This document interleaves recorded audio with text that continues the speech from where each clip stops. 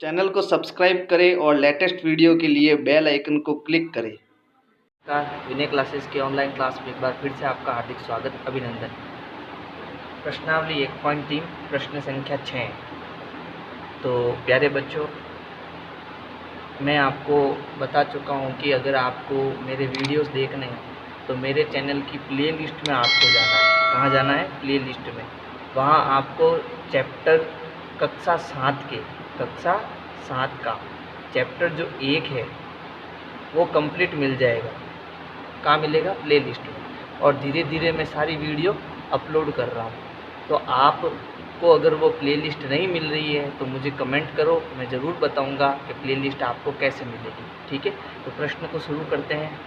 प्रश्न क्या है? किसी हिमीकरण ठंडा, यानी हिमीकरण का मतलब होता है ठंडा होने की प्रक्रिया। तो किसी हिमीकरण प्रक्रिया में कमरे का तापमान 40 डिग्री सेंटीग्रेड से 5 डिग्री सेंटीग्रेड प्रति घंटे की दर से कम करने की आवश्यकता है। अभी समझाता हूँ ये क्या है, पूरा पढ़ लेते हैं। इस प्रक्रिया के शुरू होने के 10 घंटे बाद कमरे का तापमान क्या होगा? यानी हमारे पास एक कमरा है, ये कमरा है, ठीक है।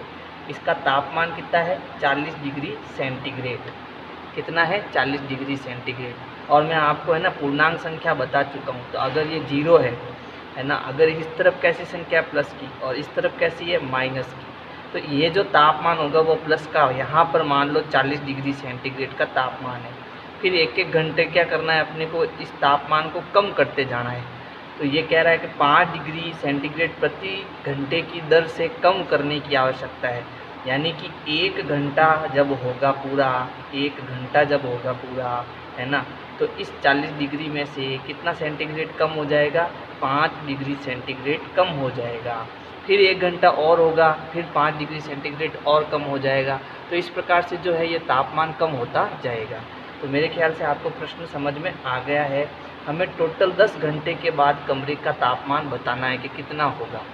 तो शुरुआत में कमरे का तापमान कितना था? 40 डिग्री सेंटीग्रेड, ठीक है। शुरू में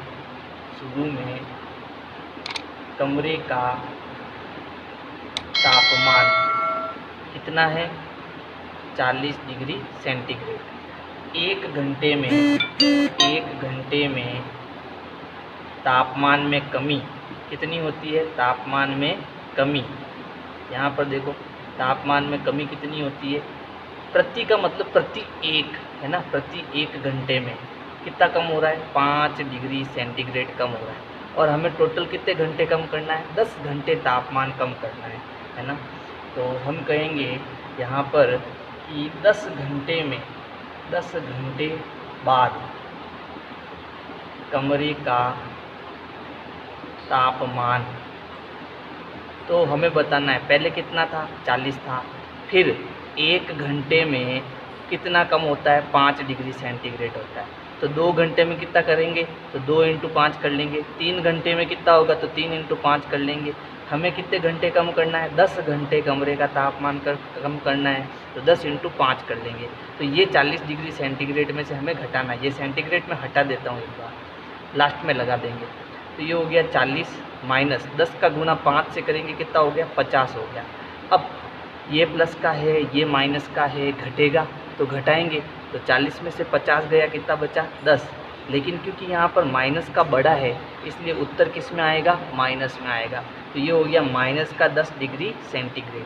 तो अब जो कमरे का तापमान होगा वो माइनस का होगा, है ना, यानी बहुत ज़्यादा ठंडा हो जाएगा। पहले बहुत ज़्यादा जो है सामान्य था, लेकिन अब वो बहुत ज़्यादा ठंडा हो जाएगा। 0 डिग्री सेंटीग्रेड पर जो है वो बर्फ़ जम जाता है, ठीक है। तो अब सोचो ये माइनस का चला गया तो कितना ठंडा हुआ होगा। प्रश्न संख्या 7 प्रश्न है, 10 प्रश्नों वाले एक कक्षा टेस्ट में प्रत्येक सही उत्तर के लिए 5 अंक दिए जाते हैं और प्रत्येक गलत उत्तर के लिए माइनस के 2 अंक दिए जाते हैं एवं प्रयत्न नहीं किए गए प्रश्नों के लिए 0 दिया जाता है। तो पहले इसको हम समझते हैं कि ये क्या कहना चाहता है।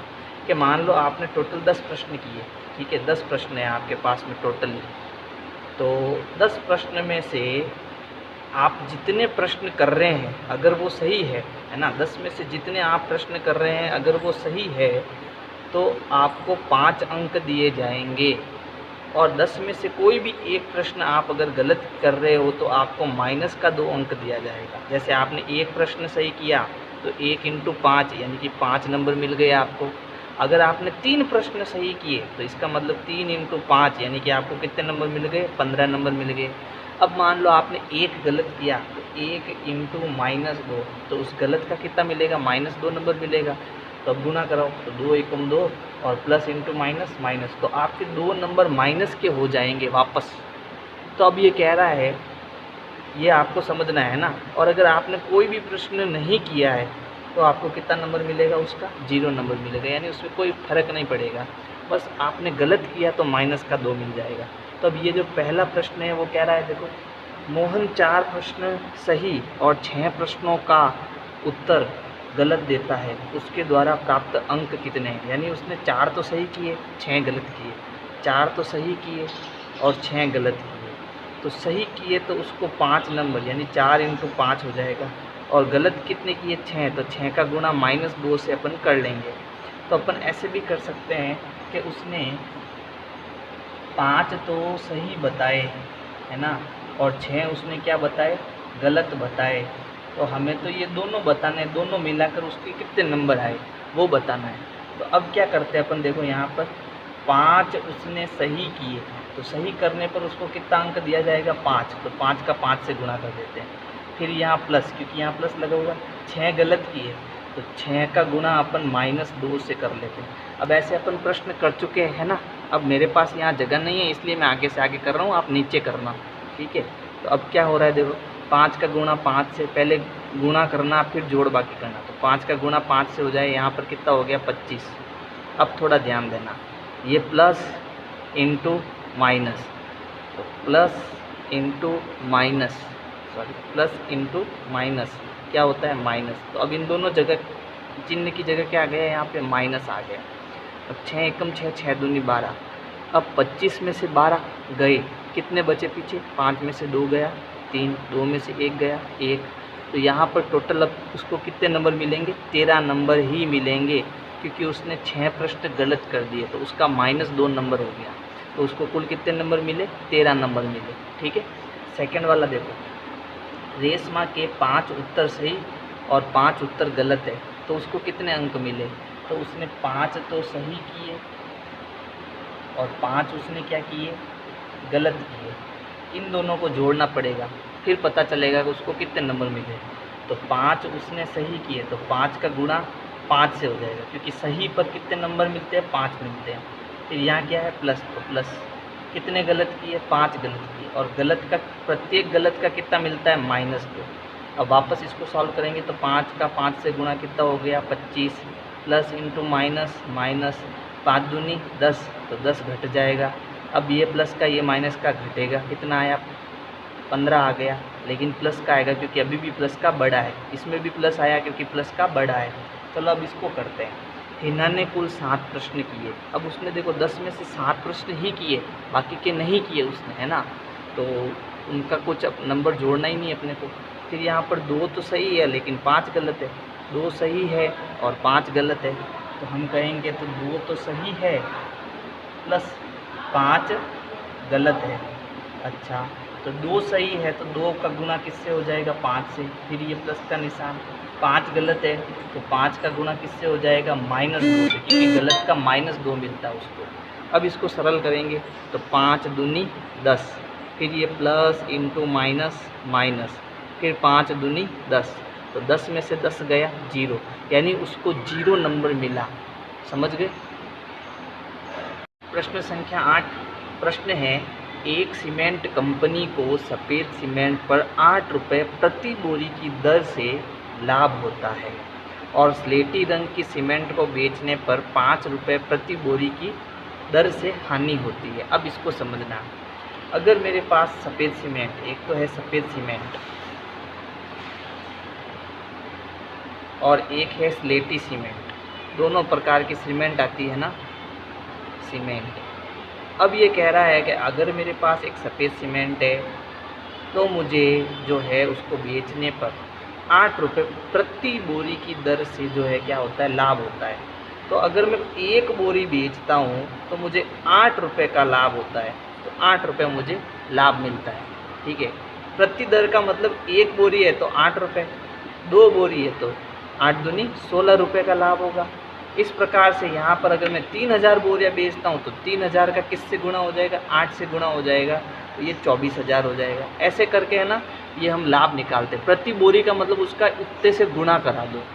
अच्छा, और अगर मैं स्लेटी सीमेंट बेचता हूँ तो मुझे 5 रुपये प्रति बोरी पर क्या होती है, हानि होती है। यानी कि अगर मैं 1 बोरी बेचता हूँ तो मुझे 5 रुपये की हानि होगी, यानी 5 एकम 5, यानी 5 रुपये का मुझे नुकसान हो जाएगा। अच्छा, अब देखो लाभ कब होता है और हानि कब होती है। लाभ कब होगा और हानि कब होगी। अगर मुझे कोई मान लो 8 रुपये, 1 बोरी पर 8 रुपये मिल रहा है और 1 बोरी पर मुझे कितना रुपये मिल रहा है, 5 रुपये मिल रहा है, तो आप बताओ कौन बड़ा है, 8 बड़ा है, यानी मुझे क्या हो रहा है, लाभ हो रहा है। अब कितना लाभ हो रहा है, तो लाभ में से हानि घटाएंगे तो मुझे लाभ हो जाएगा। तो 8 में से 5 गया, कितना बचा, 3, यानी मुझे 3 रुपये का लाभ हुआ। क्या हुआ, लाभ हुआ। अब इसको उल्टा करते हैं। उल्टा कैसे, अब मान लो मेरे पास 3 बोरी तो है सफ़ेद सीमेंट, तो 3 बोरी को मैं 8 से गुणा कराऊंगा, तो अब ये W वाइट सीमेंट और ये स्लेटी है ना, स्लेटी सीमेंट, तो वाइट सीमेंट को मैं 3 इंटू कितनी बोरियाँ है, 3 बोरियाँ है, और कितने, 1 बोरी पर कितना लाभ हो रहा है, 8 का लाभ हो रहा है, तो 3 बोरी पर कुल लाभ कितना हुआ, 24 का लाभ हुआ। अच्छा, अब मेरे पास मैंने जो स्लेटी सीमेंट है उस पर मुझे कितनी हानि हो रही है, प्रत्येक बोरी पर 5 रुपये की हानि हो रही है। मान लो मेरे पास 5 बोरियाँ थी, कितनी बोरियाँ थी, 5 बोरियाँ थी, तो अब टोटल हानि क्या हो रही है यहाँ पर, 25, यानी कि यहाँ पर। अब बताओ मुझे लाभ हो रहा है या घाटा हो रहा है, मुनाफा हो रहा है या घाटा हो रहा है, घाटा हो रहा है। क्यों, क्योंकि यहाँ पर लाभ तो कम मिल रहा है और घाटा ज़्यादा आ रहा है। समझ गए ना। तो अब मैं क्या करूँगा कि हानि में से लाभ को घटाऊँगा, क्योंकि हानि बड़ी है यहाँ पर और लाभ कितना है, कम है। तो यहाँ पर मुझे टोटल हानि कितनी हुई, 1 रुपये की हानि हुई। बस इस चीज़ को ध्यान में रख कर जो है हमें इस प्रश्न को करना है। तो इस पहले प्रश्न को करते हैं। ए हमें क्या कह रहा है, देखो ए कह रहा है किसी महीने में वह कंपनी 3000 बोरियां सफ़ेद सीमेंट की और 5000 बोरियां स्लेटी सीमेंट की बेचता है, उसको लाभ हुआ या हानि हुई। तो अगर लाभ बड़ा है तो लाभ होगा, हानि बड़ी है तो हानि होगी। समझ गए ना। हमें पहले क्या करना पड़ेगा कि कितनी बोरियां, ये 3000 बोरियां, ठीक है। तो उसको जो है सफ़ेद सीमेंट बेचने पर, सफ़ेद सीमेंट बेचने पर लाभ, तो कितनी बोरियां टोटल, 3000, उसका किससे गुणा कराएंगे, 8 से गुणा कराएंगे, क्योंकि 1 बोरी पर 8 रुपये मिलता है, तो 3000 बोरियों पर कितना मिलता है, देखो 8 त्रिया 24 और इसमें कितने जीरो है, 3 जीरो है। तो उसको जो है 24,000 रुपये का जो है वो लाभ होता है। कब, जब वो सफ़ेद सीमेंट बेचता है। अब वो अगर स्लेटी सीमेंट बेचेगा, कौन सी सीमेंट, स्लेटी सीमेंट बेचने पर हानि, तो हानि उसको कितनी हो रही है, अच्छा कितनी बोरियां, टोटल 3000 बोरियां है, और उसको कितने रुपए की यहाँ पर हानि होती है, 5 रुपये की हानि होती है। सॉरी, यहाँ पर 5000 बोरियां, स्लेटी सीमेंट की कितनी बोरियां है, 5000 बोरियां, और उसको कितने रुपए की हानि होती है, इसमें 5 रुपये की हानि होती है। प्रत्येक बोरी पर 5000 रुपये की हानि। तो 5000 बोरी पर कितनी, 25, और ये 3 जीरो लगा दो इसके पीछे, 25,000 रुपये। अब बताओ उसको ज़्यादा कौन सा है, 25,000 है या 24,000 है, तो यहाँ पर 25,000 है ना। तो इसका मतलब उसको क्या हो रही है, हानि हो रही है। तो अब उसको हानि हमें निकालनी है, टोटल हानि, कुल हानि। तो क्या करेंगे, कुल हानि निकालने के लिए एक सूत्र है, हानि में से लाभ को घटा दो। तो हानि कितनी है, टोटल 25,000 है, उसमें से कितना घटाऊंगा, लाभ घटाऊंगा 24,000। तो जब आप इसको घटाओगे तो कितना बचेगा, 1000 रुपये बचेगा। तो इसका मतलब उसे 1000 रुपये की क्या हो रही है, हानि हो रही है, नुकसान हो रहा है ना। अब दूसरा प्रश्न करते हैं, हम देखते हैं क्या होता है उसको। यदि बेची गई स्लेटी सीमेंट की बोरियों की संख्या 6400 है, यानी 6400 है, तो कंपनी को स्लेटी सीमेंट की कितनी बोरियां बेचनी चाहिए ताकि उसे न तो लाभ हो और न ही हानि हो। तो यहाँ पर मैं कह सकता हूँ कि ना तो मुझे लाभ होना चाहिए और ना ही मुझे क्या होनी चाहिए, हानि होनी चाहिए। तो यहाँ पर मुझे लाभ और हानि दोनों क्या होने चाहिए, बराबर होने चाहिए। ये एक फॉर्मूला हमें यहाँ पर लगाना पड़ेगा। अब इसको समझते हैं। यहाँ पर ये स्लेटी सीमेंट से तो अपने को कितने की हानि होती है, 5 रुपये की हानि होती है ना। तो हम यहाँ लिखेंगे कि कुल हानि, यहाँ पर मुझे हानि हो रही है ना, तो स्लेटी सीमेंट बेचने पर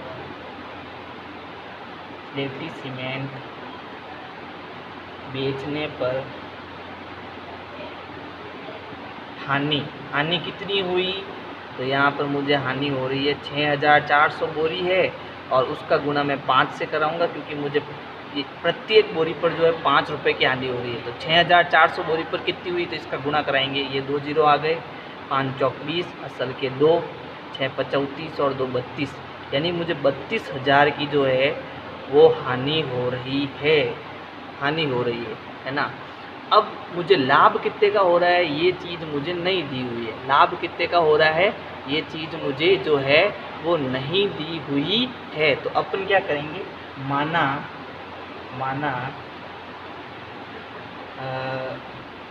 सफ़ेद सीमेंट बेचने पर लाभ, यानी अगर मैं मानूँ ये कि सफ़ेद बोरियां जो है, सफ़ेद बोरियां x है, माना सफ़ेद बोरियों की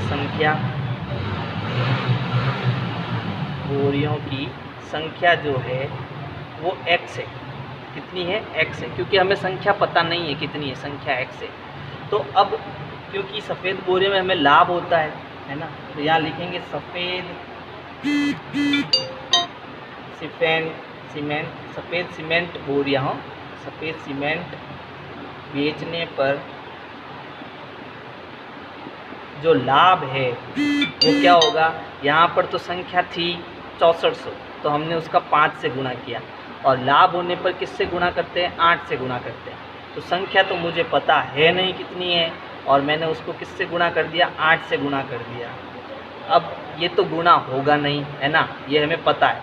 अब ये कह रहा है, क्या कह रहा था कि उसको ना तो लाभ होना चाहिए ना हानि होनी चाहिए। ऐसा कब होगा कि जब मैं 5 रुपये की लाभ करूं और 5 रुपये की हानि करूं, तो मुझे ना तो लाभ हुआ ना हानि हुई, यानी दोनों बराबर होने चाहिए।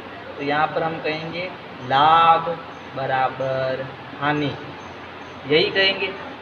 अच्छा, लाभ कितना है, 8 इंटू एक्स, 8 इंटू एक्स या x इंटू 8, दोनों एक ही, x इंटू 8 बराबर हानि कितनी है, 32,000 रुपये। तो यहाँ लिखेंगे 32,000 रुपये। अब देखो, आपके आगे एक चैप्टर आएगा समीकरण का, उसमें क्या होता है कि जब भी बराबर में इस तरफ गुणे में कोई संख्या होती है, तो जब इस बराबर के इस तरफ उसको फेंकते हैं तो वो गुणा में है तो इधर भाग में आ जाती है या बट्टे में आ जाती है। ध्यान देना, अगर कोई इधर बराबर के इस तरफ गुणे में कोई संख्या है तो वो उधर जब जाती है तो वो बट्टे में आ जाती है या भाग में आ जाती है। ये ध्यान देना, वो किस में आ जाएगी, भाग में आ जाएगी। तो मुझे x चाहिए यहाँ पर, तो x को तो मुझे भेजना है नहीं उधर, मुझे किसको भेजना है, इस 8 को भेजना है। तो ये 8 जब उधर जाएगा तो ये 32,000 यहाँ पर तो गुणे में था, लेकिन यहाँ पर वो किस में आ जाएगा, भाग में आ जाएगा। तो अब हम 32,000 में जो है वो 8 का भाग देंगे, है ना, क्योंकि यहाँ पर भाग हो रहा है।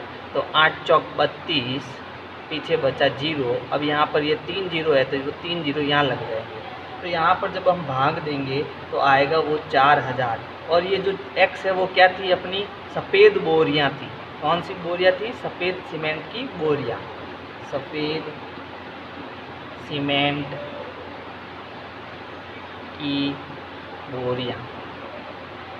तो यानी कि उसको ना तो लाभ हो और ना ही हानि हो, तब उसे जो है वो 4000 सफ़ेद सीमेंट की बोरियां बेचनी चाहिए। तो अगर आपको मेरी वीडियो पसंद आ रही है तो इसको लाइक करो, सब्सक्राइब करो, शेयर करो। प्रश्न संख्या 9 प्रश्न है निम्नलिखित यानी नीचे जो लिखे हुए हैं कथन को सत्य में परिवर्तित करने के लिए रिक्त स्थान को एक पूर्णांक से प्रतिस्थापित कीजिए। यानी अब यहाँ पर अपने को खाली जगह में एक आंसर लिखना है और जब ये इससे गुणा होगा तो उत्तर आना चाहिए 27, ये हमें करना है। तो हमें पता है कि पूर्णांक जो नियम होते हैं, पूर्णांक संख्याओं के जो नियम होते हैं वो क्या है, गुणे के नियम। यहाँ सब में गुणा है तो हमें गुणे का नियम यहाँ पर लगाना पड़ेगा। तो गुणे का नियम क्या है कि अगर किसी प्लस की संख्या को मैं प्लस की संख्या से गुणा करता हूँ तो उत्तर प्लस में आता है, और माइनस की संख्या को मैं माइनस से गुणा करता हूँ तब भी उत्तर प्लस में आता है। लेकिन अगर कोई एक प्लस का पूर्णांक है और उसको माइनस के पूर्णांक से गुणा करता हूँ तो उत्तर माइनस में आता है, और इसका उल्टा भी यही है, अगर माइनस की है और प्लस से गुणा करता हूँ तब भी उत्तर माइनस का आता है। तो अब इस चीज़ को फॉलो हमें यहाँ पर करना है और टेबल बोलनी है। किसकी, यहाँ पर 3 की टेबल, यहाँ 5 की टेबल, यहाँ फिर 8 की टेबल और यहाँ पर 12 की टेबल, ये हमें टेबल भी बोलनी पड़ेगी। अच्छा, तो यहाँ पर 3 की टेबल में कितनी बार बोलूँ जब 27 आएगा, तो 3 7 जा 27, या 3 साते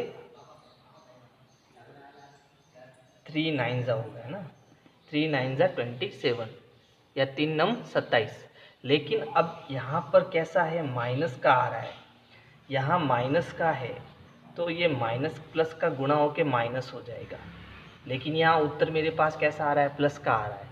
तो अब हम क्या करें, अगर माइनस इंटू माइनस की संख्या है तो उत्तर प्लस में आएगा। ये देखो, माइनस इंटू माइनस उत्तर किस में आएगा, प्लस में आएगा। और इसको मुझे किससे गुणा कराना पड़ेगा, 9 से। तो अगर मैं यहाँ पर -9 का गुणा करा दूँ तो देखो, माइनस इंटू माइनस प्लस और 3 9 जा 27 या 3 9 27 हो गया ना। अब 5 की टेबल में 35 कितनी बार टेबल बोलने पर आता है, 5 का पहाड़ा जो अगर मैं 7 बार बोलूँ तो कितना आता है, 35 आता है ना। तो लेकिन अब की बार यहाँ उत्तर माइनस में आ रहा है, इसका मतलब जो है इन दोनों में से एक जो नंबर है वो माइनस का होगा। तो अब यहाँ पर मैं जो है -7 का मल्टीपल कर देता हूँ, गुणा करा देता हूँ। तो 7 तो 5 35 प्लस इंटू माइनस माइनस, तो अब की बार माइनस का संख्या आ जाएगी। प्लस का लाना है तो दोनों तरफ माइनस के होने चाहिए, माइनस का लाना है तो दोनों में से एक कोई माइनस का होना चाहिए, है ना। अब 8 की टेबल में 56 कब आएगा, जब मैं 8 का गुणा कितनी बार करूँ, 7 बार करूँ। तो देखो 8 इंटू 7 कितना आया, 57। लेकिन यहाँ पर माइनस का आ रहा है, इसका मतलब ये तो माइनस में है पहले से, यानी ये मुझे जो है पॉजिटिव लेना पड़ेगा, प्लस का लेना पड़ेगा। तो 7 ही हो जाएगा। तो 7 इंटू 8 56, 7 8 56 और प्लस इंटू माइनस माइनस आ जाएगा। अच्छा, अब इसको करते हैं। लेकिन अब की बार देखो, 12 का पहाड़ा अगर मैं 10 बार बोलता हूँ तो होता है 120।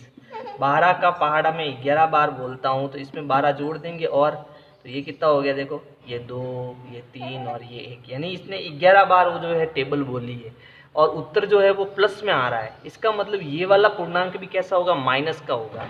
तो ये अब किससे गुणा हो रहा है, 11 से।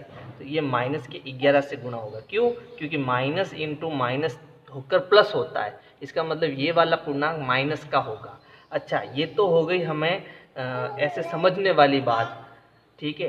अब अगर आपको वास्तव में समझना है कि ये हुआ कैसे, तो इसका भी एक नियम होता है। कैसे कर सकते हैं, देखो ये -3 है, पहला एक ही कर रहा हूँ, समझ लेना आप, इंटू यहाँ पर खाली जगह इज इक्वल टू 27 था।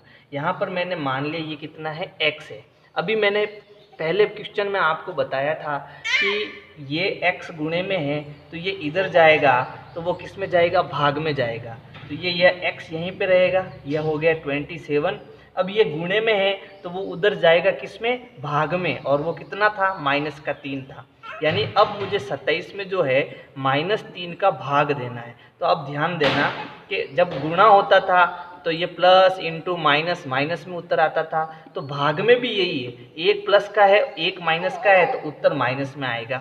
अब इसका भाग देंगे तो ये कितनी बार गया, 9 बार गया, है ना, ये 27, तो ये हो गया 0। लेकिन जो उत्तर आएगा वो किस में आएगा, माइनस में आएगा। तो x इज इक्वल टू -9 हो गया, यानी यहाँ पर अपन -9 लिखेंगे। ऐसे भी हम कर सकते हैं और टेबल से भी कर सकते हैं, हमें पूर्णांक नियम ध्यान में होने चाहिए। तो अगर मेरी आपको वीडियो पसंद आ रही है तो लाइक करो, सब्सक्राइब करो, शेयर करो और बेल आइकन को भी क्लिक करो ताकि मैं जो भी वीडियो बनाऊँ वो आप तक पहुंच सके। और प्लेलिस्ट का भी ध्यान रखना, मैं आपकी सारी वीडियो प्लेलिस्ट में डालता जाऊंगा, ठीक है।